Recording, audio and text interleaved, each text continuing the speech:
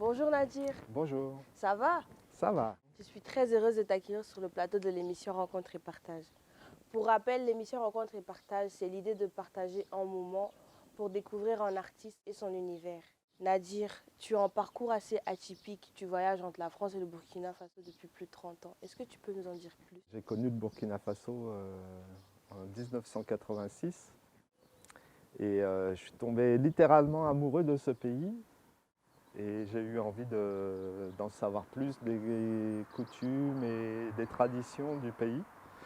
Essentiellement Bobo Dioulasso, D'accord. la deuxième ville du pays et ce qui m'a amené à retourner chaque année au Burkina Faso et de partager ma vie entre le Burkina et la France. Et une partie de ma vie aussi avec l'Algérie où j'ai des liens familiaux. Dans ton parcours, tu ne dis pas que tu es musicien. Or, on sait que tu es un musicien et tu joues de la guitare. Ouais. Quel moment t'es venu la musique et pourquoi avoir choisi la guitare? J'ai toujours aimé la musique depuis tout petit. Et en fait, j'ai eu un déclic à mon adolescence. J'avais un ami qui avait un cousin qui vendait une basse à 50 francs à l'époque. C'était un prix dérisoire, mais voilà, j'ai sollicité ma maman parce que je ne travaillais pas, j'étais jeune. Et voilà, pour me donner 50 francs pour pouvoir me procurer cette basse. Et, mais ça a été mon premier contact avec un instrument à cordes en fait. J'ai pas vraiment joué de la basse, hein. D'accord. Mais derrière ça, j'avais mon frère qui jouait de la guitare. La guitare, en fait, lui, il était gaucher. Et donc, quand il partait, qu'il n'était pas à la maison, je prenais sa guitare et les tablatures et j'essayais de faire les accords à l'envers, en fait, en tant que droitier. Et donc c'est là que ça m'a vraiment pris de vouloir apprendre la guitare. Et après, j'ai acheté une guitare et j'ai commencé sérieusement à me débrouiller.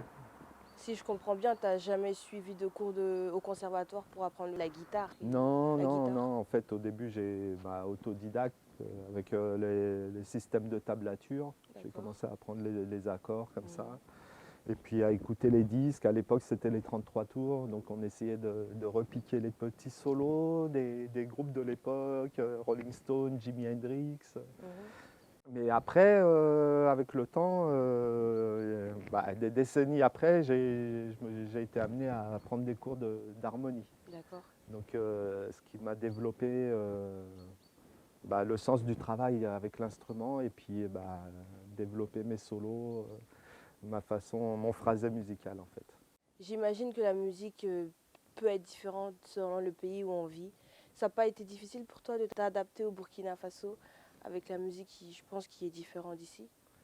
Non, l'adaptation, elle s'est fait naturelle. En fait, il n'y a jamais eu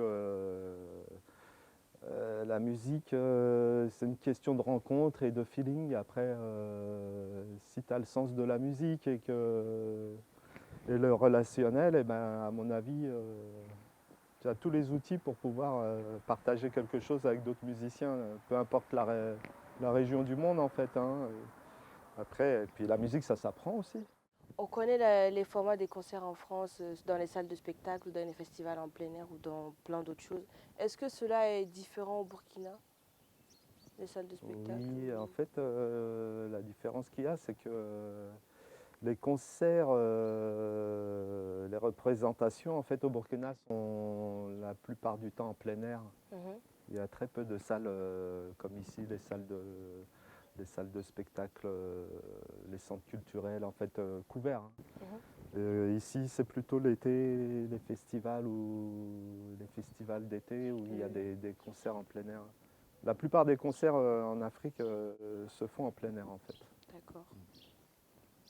Au niveau du public, est-ce qu'il y a une différence du public burkinabé là? Le public il réagit en fait en fonction de ce qu'il connaît Mhm. en général. Et le public ici, par exemple en France, il est plus ouvert, j'ai l'impression. Par rapport au public, est-ce qu'on a le même ressenti qu'ici ou c'est différent complètement au Burkina? Le public, il est... Ouais, il y a une différence. C'est-à-dire que les animations musicales, par exemple à Bobo Dioulasso, il y a les concerts en tant que tels dans les cafés-concerts ou les salles de spectacle D'accord. qui sont souvent en plein air en fait. Mhm. Et il y a très peu de salles fermées, quelques-unes par-ci par-là, où on peut faire des représentations. Mhm. Contrairement à ici où la plupart des salles sont fermées, comme les centres culturels ou les salles de spectacle, à part peut-être l'été où il y a beaucoup de concerts en plein air. D'accord. Mais par contre, par exemple à Bobo Dioulasso aussi, il y a les animations musicales dans les rues pour faire les baptêmes, les mariages. Donc le public est plutôt attiré par ce genre d'événement qui est souvent gratuit, donc c'est peut-être un peu pour ça aussi. Et puis gratuit et festif. D'accord. Pour rappel, quand même, tu fais le voyage en Burkina-France depuis plus de 30 ans. Est-ce que tu as remarqué des évolutions musicaux ou de l'évolution de la musique en général au pays? En fait, au niveau musique traditionnelle, j'ai l'impression qu'il n'y a pas beaucoup d'évolution. D'accord. Au niveau des musiques traditionnelles, ce que j'ai découvert il y a 30 ans et ce qui se joue aujourd'hui, j'ai l'impression que c'est un peu les mêmes choses. C'est que, voilà. Mais sinon, il y a par-ci, par-là, quelques petits artistes qui essayent de se différencier, arrivent quand même à faire des petites différences, mais c'est pas, comment dire, ça frappe pas l'œil, quoi. Avec tout ce que tu as parcouru, ton univers, quel conseil pourrais-tu donner à un jeune qui voudrait jouer de la guitare? Un jeune Eh musicien. ben, s'il est passionné, qu'il croit en ce qu'il veut, qu'il s'accroche, qu'il travaille et il va trouver la route. En fait, il n'y a pas de mystère. D'accord, Si tu es passionné, tu feras tout pour y arriver. d'accord, d'accord. Tu nous as dit tout à l'heure que tu vivais à Bobo Dioulasso depuis plus de 30 ans. J'imagine que tu parles quand même la langue de cette ville qui est le Dioula.